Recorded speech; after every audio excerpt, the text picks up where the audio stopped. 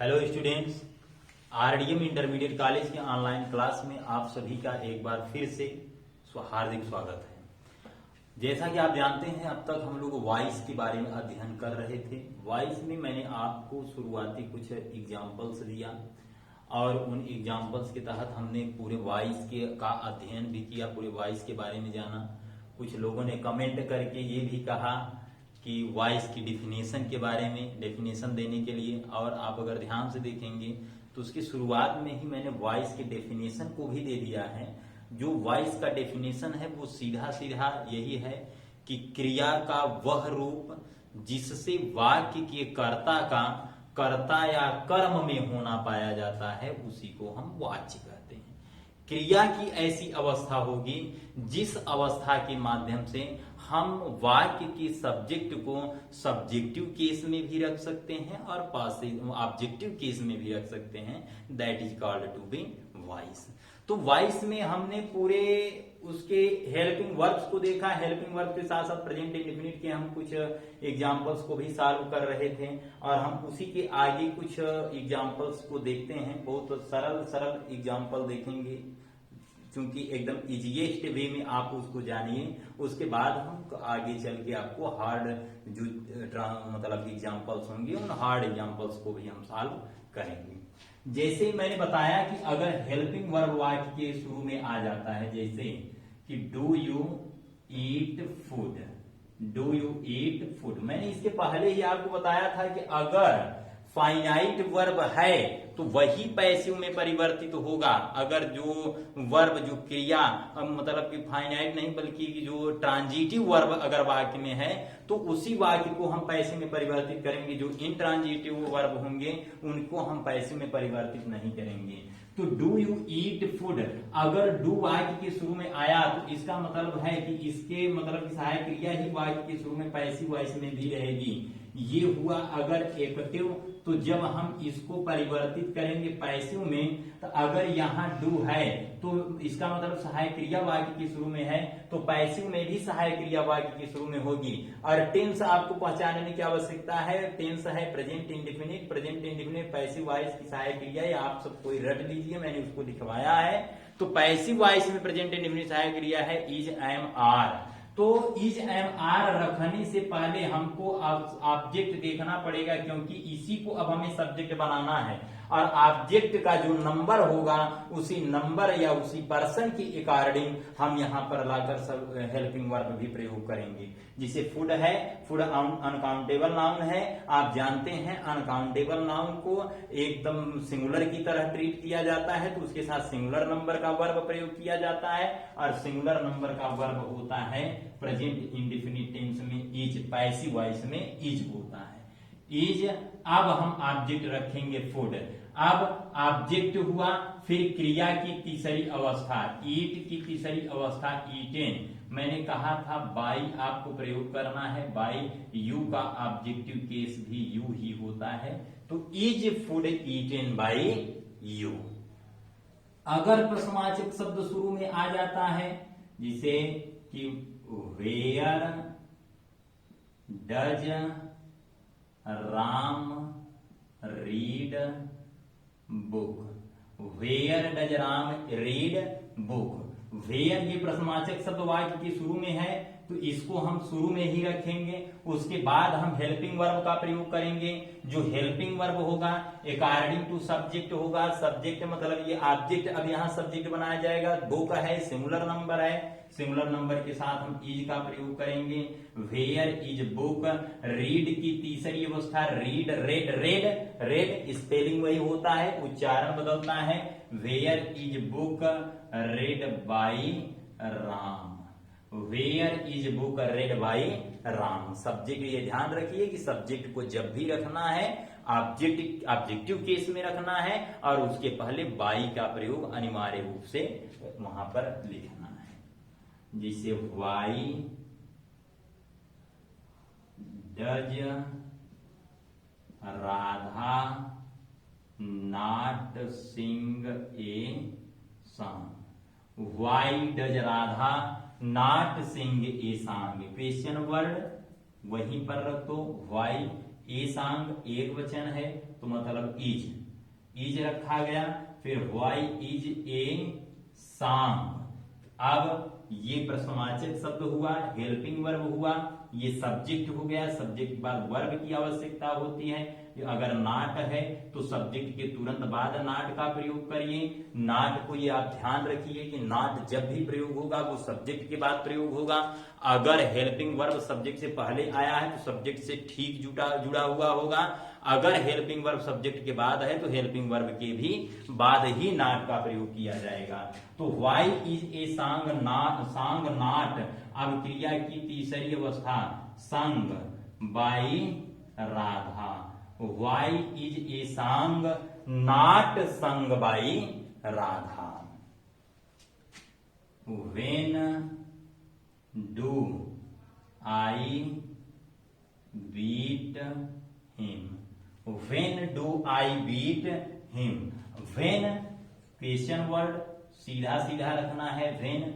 अब helping verb him के एकार्णी प्रयोग होगा, जो इज होगा क्योंकि हिम ऑब्जेक्टिव है, यहां पर आएगा तो वो सब्जेक्ट हो जाएगा।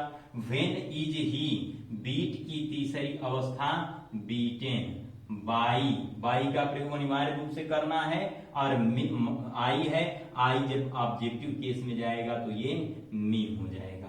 केस भी आपको याद रखने हैं कि कब कौन सा केस कहां प्रयोग करना है। सब्जेक्टिव केस में सब्जेक्टिव केस प्रयोग करना है। ऑब्जेक्टिव केस अगर ऑब्जेक्ट में जाता है तो वहां पर उसका ऑब्जेक्टिव केस प्रयोग करना है। एक चीज और आपको ध्यान रखना है कि अगर वाक्य में दो ऐसे प्रश्नवाचक शब्द होते हैं, एक व्हाट होता है और एक होता है whom। व्हाट और whom ये दो ऐसे मतलब क्वेश्चन वर्ड होते हैं कि जो ये स्वयं ऑब्जेक्ट का प्रश्न पूछते हैं। और जब ये स्वयं ऑब्जेक्ट का प्रश्न पूछते हैं तो इनको सीधा सीधा ऑब्जेक्ट मान ही लिया जाता है। और जब ये ऑब्जेक्ट माने जाते हैं तो पैसिव वॉइस में कन्वर्ट करते समय जाहिर सी बात है कि ऑब्जेक्ट ही सब्जेक्ट बनता है।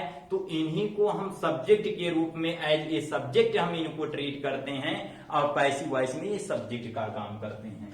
जैसे हमने कहा कि what do you do. What do you do, तुम क्या करते हो। ये ऑब्जेक्ट है क्योंकि ये ऑब्जेक्ट का प्रश्न पूछता है। व्हाट भी ऑब्जेक्ट का प्रश्न पूछता है, हु भी ऑब्जेक्ट का प्रश्न पूछता है। हो का जो सब्जेक्टिव केस होता है, होम का वो सब्जेक्टिव केस होता है हु। होम का सब्जेक्टिव केस होता है हो। तो जब कभी भी हम सेंटेंस में, ये आप याद रखना हमेशा, जब कभी भी सेंटेंस में आप होम पाते हैं तो उसके सब्जेक्टिव कोई केस को रखने के लिए हम उसे हो में कन्वर्ट करेंगे। ये भी आप याद रखिए कि जो हु होता है, हु को हम सब्जेक्ट मानते हैं क्योंकि ये हमेशा सब्जेक्ट का प्रश्न पूछता है, तो it is considered to be subject. और जब ये सब्जेक्ट माना जाता है तो इसी का जो ऑब्जेक्ट होता है ये होम होता है, और जो इसका पासेसिव होता है वो हुज होता है। हो, होम, होज, ये तीन प्रकार से ये इसको केस में डिवाइड किया गया है। तो जब कभी भी अगर होम मिलता है तो ये आप देख रहे हैं ये ऑब्जेक्ट है तो सब्जेक्ट इसका हो है। अगर होम मिला तो सब्जेक्टिव केस में उसको रखना है क्योंकि ये ऑब्जेक्ट का प्रश्न पूछता है। पैसिव वॉइस में इसको सब्जेक्ट बनाना है, और जब सब्जेक्ट बनाना है तो जाहिर सी बात है उसका सब्जेक्टिव केस यूज किया जाएगा। तो व्हाट डू यू ईट, इसका मतलब यही एज ए सब्जेक्ट यहां पर कार्य करेगा।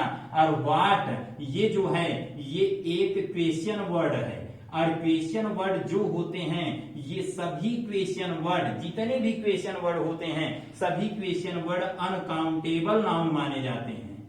अनकाउंटेबल नाउन माने जाते हैं। और आपको ये ध्यान होना चाहिए कि अनकाउंटेबल नाउन जो होता है वो सिंगुलर नंबर में प्रयोग किया जाता है। जितने अनकाउंटेबल नाउन होते हैं वो सभी सिंगुलर नंबर में प्रयोग किए जाते हैं। तो यहां से आपको बिल्कुल समस्या नहीं होनी चाहिए कि अगर आप व्हाट पाए हुए हैं सेंटेंस में, आपके व्हाट है तो इसके बाद सिंगुलर नंबर का ही सब्जेक्ट प्रयोग किया जाएगा।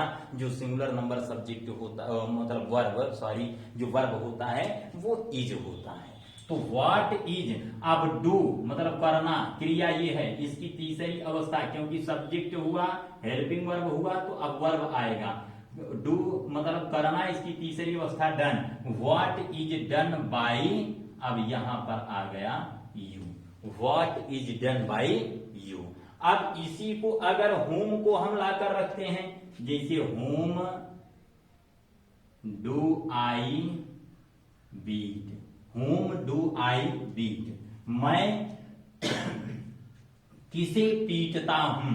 तो अब होम है, ये ऑब्जेक्ट का प्रश्न पूछा, इसको सब्जेक्ट बनाया गया, तो सब्जेक्ट बनाने के लिए हु का मतलब हु इसका सब्जेक्टिव केस रखा गया। अनकाउंटेबल नाउन ट्रीट किया जाएगा सिंगुलर वर्ब की, सिंगुलर सब्जेक्ट की तरह।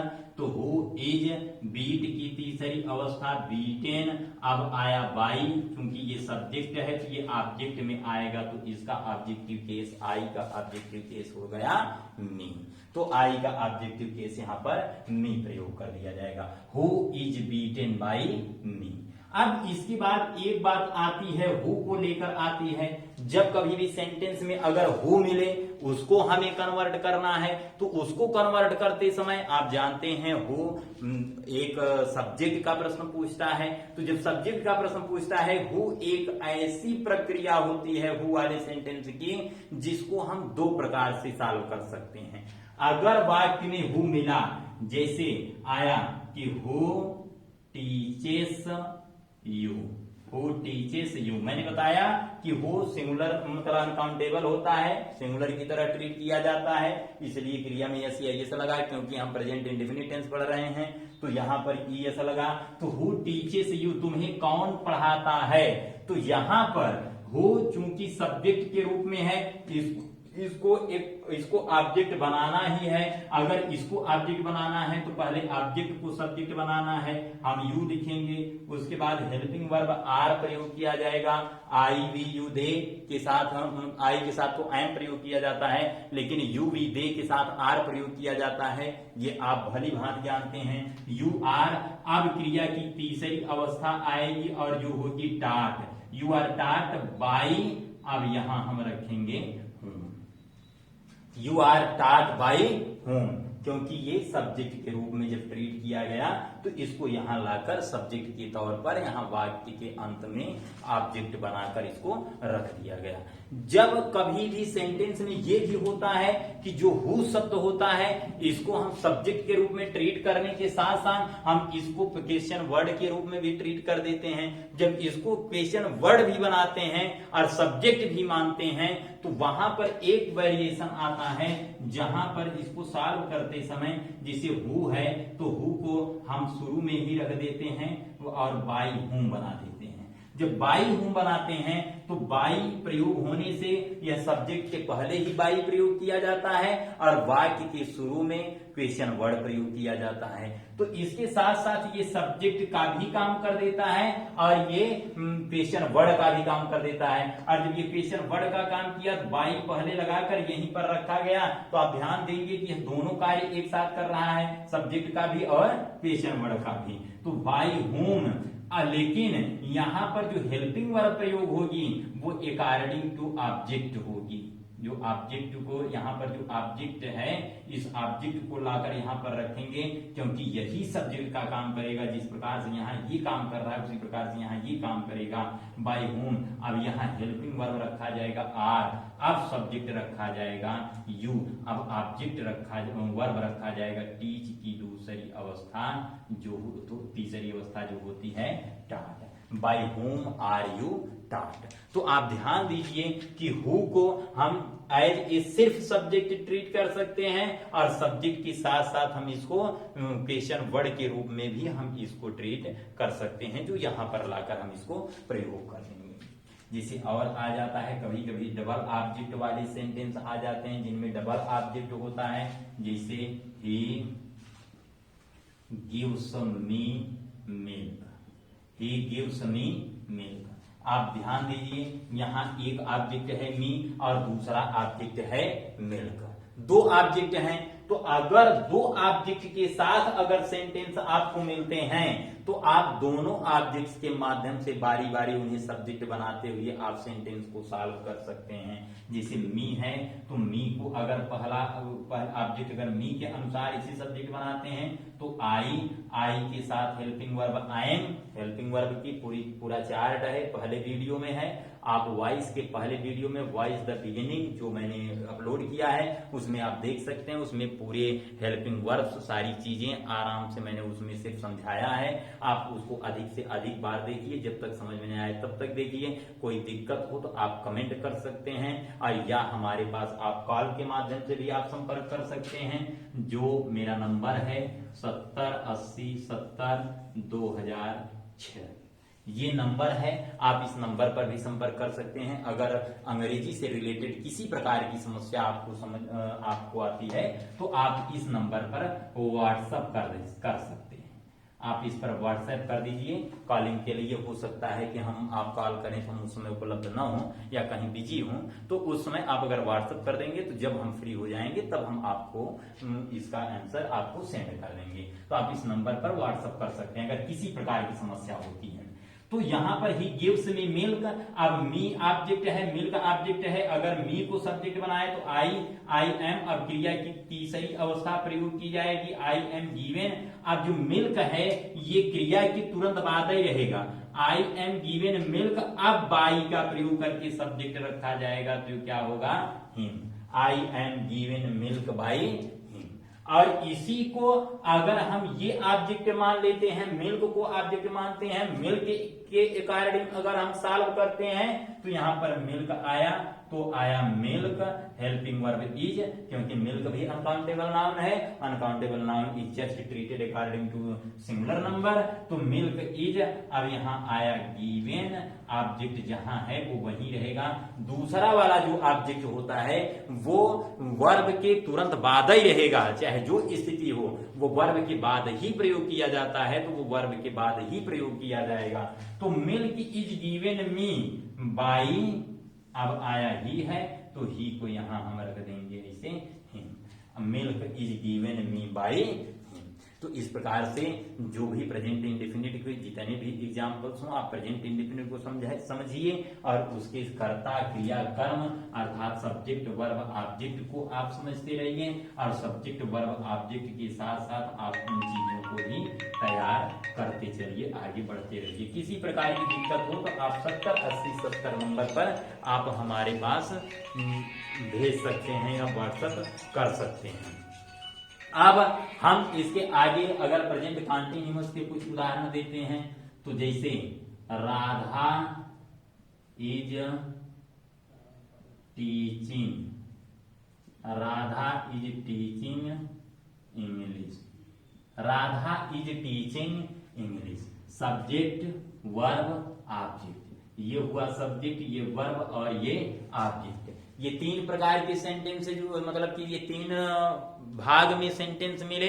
सब्जेक्ट वर्ब ऑब्जेक्ट की हमको आवश्यकता है, ऑब्जेक्ट वर्ब सब्जेक्ट हमको रखना है तब वो जाकर पैसिव वॉइस बनेगा। इंग्लिश है तो इंग्लिश को हमने रखा, इंग्लिश आपको मैंने बताया कि आप हेल्पिंग वर्ब के चार्ट को आप याद रखिए। तो यहाँ पर इंग्लिश के बाद इज प्रयोग किया जाएगा, इज के साथ बीइंग का प्रयोग किया जाएगा क्योंकि प्रेजेंट कंटीन्यूअस की सहायक या पैसिव वॉइस में इज एम आर के साथ बीइंग जोड़ा जाता है। चाहे इज रखिए, चाहे एम रखिए, चाहे आर रखिए, उसके साथ आपको बीइंग का प्रयोग करना ही करना है। तो इंग्लिश इज बीइंग, टीच की दूसरी तीसरी अवस्था होती है taught by Radha.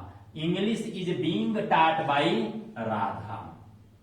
Meena is abusing them, Meena is abusing them. तब यहां आया दे और हेल्पिंग वर्ब आया आर। बीइंग का प्रयोग अनिवार्य रूप से करना है तो दे आर बीइंग क्रिया की तीसरी अवस्था abused by Meena, they are being abused by Meena. Are you buying vegetable, are you buying vegetable. Vegetable है, अनकाउंटेबल है, इसके साथ is vegetable. Is vegetable, being का प्रयोग करना ही है बाबा, तो वहां पर इज वेजिटेबल बीइंग क्रिया की तीसरी अवस्था बाट by you, is vegetable being बाट बाई यू। तो आप इसको भी ध्यान रखिए। अगर क्वेश्चन वर्ड आ जाता है when are you calling me, when are you calling me, तो मुझे कब बुला रहे हो, तो वेन आया, when will be put in its place silently, तो वेन अब मी है ऑब्जेक्ट, इसी को सब्जेक्ट बनाया जाएगा, तो इसके अकॉर्डिंग हेल्पिंग वर्ब, तो वेन आई एम, अब आया आई, अब यहां प्रयोग किया जाएगा बीइंग।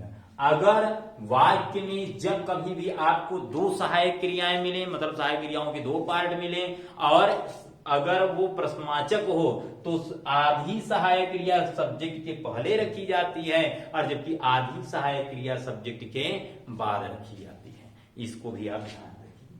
तो वेन एम आई बीइंग, काल की तीसरी अवस्था called by you, when am I being called by you,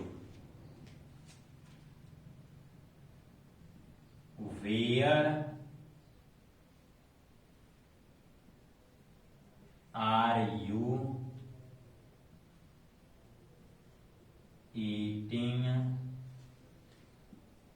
bananas, where are you eating bananas, helping verb हुआ वेयर, अब बनानाज प्लूरल नंबर है तो आर का ही प्रयोग करना है, where are bananas being eaten by you, where are bananas being eaten by you. तो ये हुआ सेंटेंस। अब इसके और भी अगर हम अधिक मतलब कि क्वेश्चन वर्ड को, जैसे व्हाट या हु से रिलेटेड क्वेश्चन वर्ड्स को देखते हैं, तो उसमें हम बात करते हैं, जैसे what are you selling, what are you selling. मैंने आपको बताया बहुत सिंपल सिंपल एग्जांपल्स देते हैं, और उसके बाद हम आपको हार्ड कुछ एग्जांपल्स भी दे देंगे, जब पहले आप पूरे सेंटेंस की वेरिएशंस को आप पहले समझ लीजिए था। What are you selling, what जो एज ए सब्जेक्ट अप्रयोग हो गया, व्हाट इज अब क्रिया की मतलब बीइंग प्रयोग किया जाएगा, व्हाट इज बीइंग, अब आएगा sold by you, what is being sold by you. Question word है व्हाट, लेकिन ये सब्जेक्ट के रूप में प्रयोग है। मैंने आपको बताया कि अगर क्वेश्चन वर्ड आता है तो उसके बाद हेल्पिंग वर्ब आएगा, उसके बाद मैंने कहा सब्जेक्ट रखने के बाद बाकी हेल्पिंग वर्ब को रखेंगे, लेकिन यहाँ पर व्हाट जो है ये स्वयं सब्जेक्ट के रूप में है, इसलिए हम इसको इससे आगे नहीं जाएंगे। What is being sold by you, ये सीधा सीधा इसको सॉल्व किया जाएगा, that will be totally perfect. जैसे और आया, जैसे whom is Mohan giving his pen, whom is Mohan giving his pen, whom को सब्जेक्ट बनाया गया, हो इज अब आया being given his pen by Mohan, who is being given his pen by Mohan, who is playing cricket, who is playing cricket. अब cricket is being played by you, by whom, हो मतलब cricket is played by whom, या हम इसको कह देंगे कि by whom is cricket being played, by whom is cricket being played. तो प्रेजेंट इंडेफिनिट और प्रेजेंट कंटिन्यूअस पर आप लगातार वर्क करते रहिए, इसको हल करते रहिए। सभी विद्यार्थी जहां से समस्याएं हो अगर तो आप हमारे पास व्हाट्सएप कर सकते हैं। और उसके बाद आगे अब अगला जो वीडियो बनेगा उस अगले वीडियो में बाकी जितने भी टेंसेज के हम पैसिव वॉइस बदलते हैं हम पूरे टेंस को खत्म करेंगे एक वीडियो में, अगले वीडियो में। अगर ये 2 टेंस आपको तैयार हैं तो बाकी टेंस भी सॉल्व करने में आपको बिल्कुल भी कोई 1% की कोई समस्या नहीं होगी, ये मेरी गारंटी होगी। और उसके बाद हम टेंस खत्म करने के बाद कुछ हम आगे के रूल्स को देखेंगे और उसके बाद हम पूरे हार्ड एग्जाम्पल्स को हल करेंगे जिसमें सभी बच्चे, अब चूंकि इसको कक्षा 9 से 12 तक सभी बच्चे देखेंगे इसलिए कक्षा 9 के लेवल से भी चल रहा है। तो बस आज के वीडियो में बस इतना ही, फिर हम लोग मिलेंगे इसी समय इसी चैनल पर मिलेंगे। और आप इसे बने रहिए, सब्सक्राइब करिए, चैनल को लाइक करिए, शेयर करिए, अपने दोस्तों के पास शेयर करिए। और इसमें आपके जो सुझाव हो, आपके जो विचार हो, आपको कैसा लगता है ये भी आप हमें कमेंट करके जरूर बताएं। बहुत बहुत धन्यवाद।